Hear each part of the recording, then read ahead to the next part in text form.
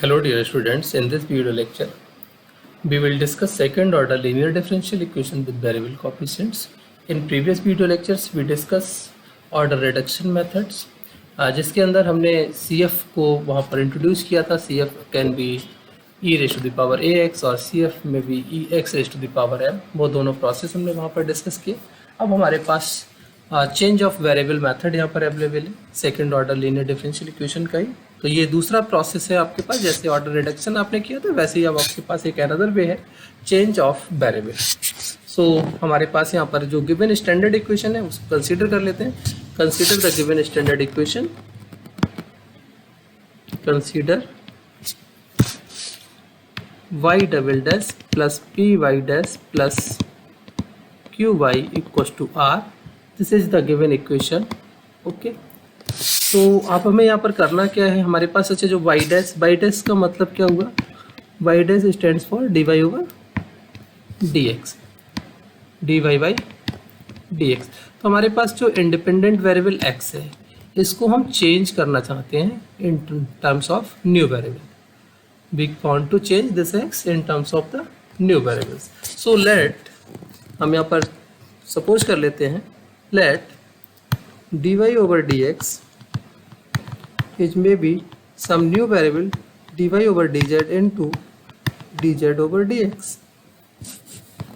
Okay, so you can write y dash for this dy over dx and we write y1 for dy over dz and this is the z dash in abbreviated form.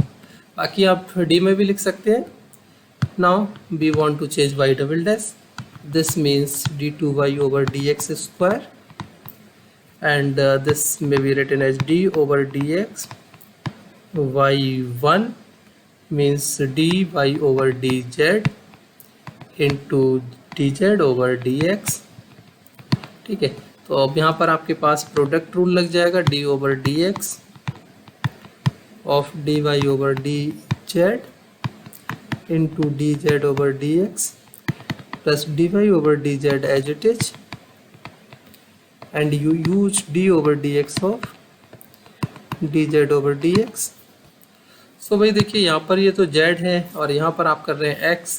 तो ये कितना हो जाएगा. d के साथ आपको convert करना पड़ेगा d over dz dy over dz और आपको dz over dx एक इस बार चेंज करने का और एक आपके पास ऑलरेडी गिवन है.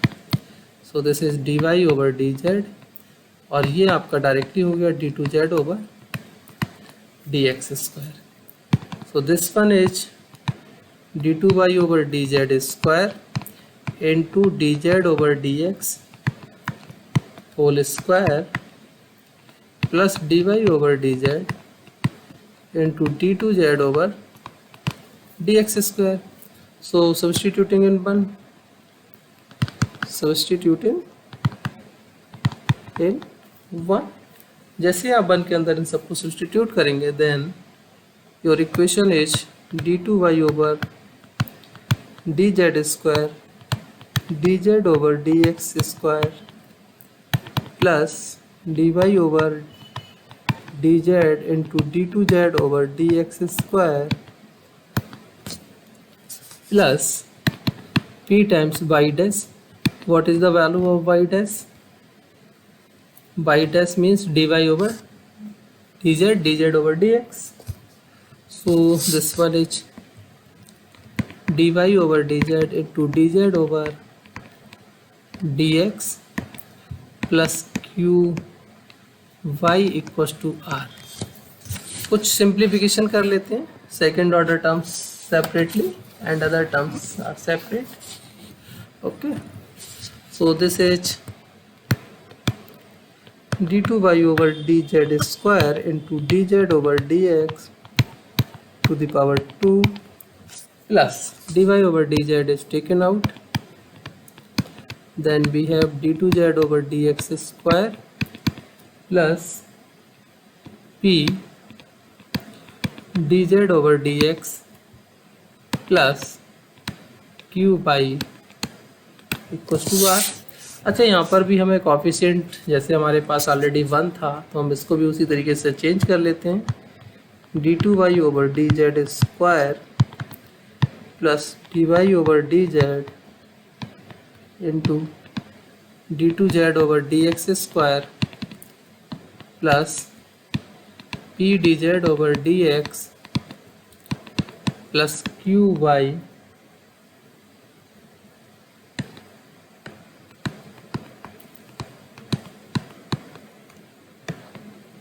this one is also dz over dx square equals to r upon dz over dx square. ठीक है, तो ये आपके पास इस तरीके से आ गया। अब हम इनमें कुछ सिंबलाइजेशंस कर लेते हैं अपनी चॉइस से। ठीक है, so we can choose let capital P1, पहले अभी तक हमारे पास P था, अब है P1 d2z over dx square plus P dz over dx upon dz over dx whole square, and q1 is basically nothing but q over dz over dx whole square. Capital R1 is also r upon dz over dx whole square. Hence we obtain d2y over dz square plus capital P1 dy over dz plus q1 y equal to r1। तो हम इस तरह से एक equation यहाँ पर obtain कर लेते हैं। हम आपको यहाँ पर वर्किंग रूल्स भी सिखा देंगे जिससे कि आप इजीली यहाँ पर इनको सॉल्व कर पाएँ। ओके, तो देख लेते हैं वर्किंग रूल और उसके बाद एक एग्जाम्पल सॉल्व करते हैं। वर्किंग रूल, तो सबसे पहले भाई आपको क्या करना होता है, यहाँ पर अभी हमने K1 के तो सब कुछ ले लिए, लेकिन ऐसे काम नहीं चलता है। तो आपको करना क्या है कि जो आपने Q1 लिया है, this Q1 is basically be considered as constant. This is Q1 और इस Q1 को हम क्या ले लेते हैं, कांस्टेंट।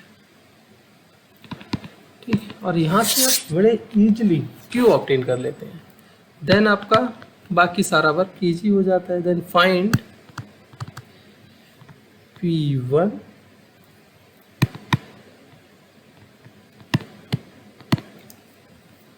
देन फाइंड P1, फिर आप P1 को इजीली निकाल सकते हैं। आपके पास Q1 मिल गया तो उसकी हेल्प से dz ओवर dx आपको मिल जाता है, फिर आप P1 वहाँ से निकाल सकते हैं।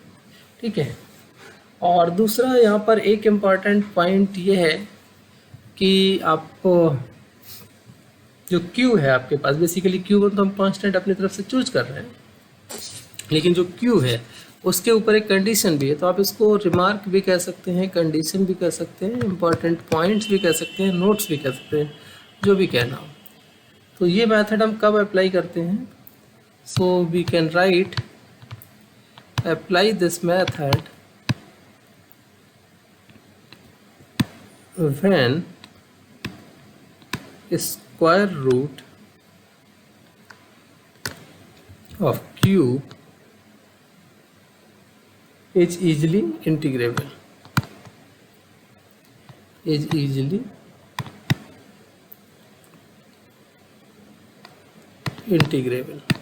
ये इंपॉर्टेंट पॉइंट है इसका कि आपको ये ध्यान रखना होगा। सो एक एग्जांपल में हम इसको इलस्ट्रेट कर लेते हैं। So let's see, we have a equation 1 plus x square raised to the power 2 by double dash plus 2x 1 plus x square y dash plus 4y equals to 0. So we can write y double dash plus 2x upon 1 plus x square y dash plus 4 upon 1 plus x square raised to the power 2 y equals to 0. So change of independent variable x to z. Now use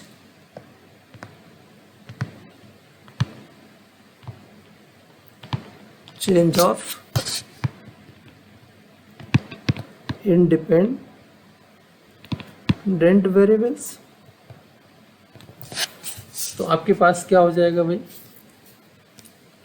जो equation है वो आ जाएगी d2y over dx², already अभी हमने dz² अभी हमने derive किए, plus sum p1 dy over dz plus sum q1 y equals to 0, where q1 is q upon dz over dx whole square and p1 is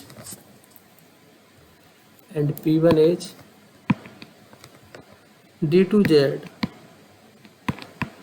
over dx square plus p dz over dx upon dz over dx whole square।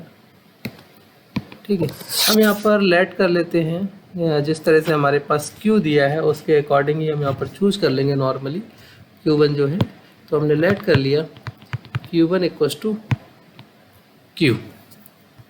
ठीक, आप ऐसे यहाँ पर कह सकते हैं, और in the value of q is 4, so 4 equals to 4 upon 1 plus x square raise to the power 2 dz over dx whole square. 4 से 4 कैंसिल, इसको सिंप्लीफाई कर लिया, तब मिल गया हमको dz over dx is 1 upon 1 plus x square. So after the integration we gate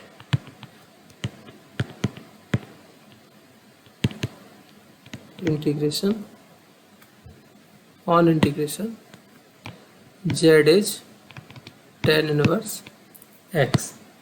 अब भाई p1 निकालते हैं, hence what is the p1, p1 हमारे पास कितना है, minus d2z over dx square, d2z over dx square minus ये tan inverse x का one time differentiation, then again differentiation, तो minus 2x upon 1 plus x square to the power 2 plus p, what is the p, 2 over 1 plus x square raised to the power 1 and dz over dx 1 plus x square।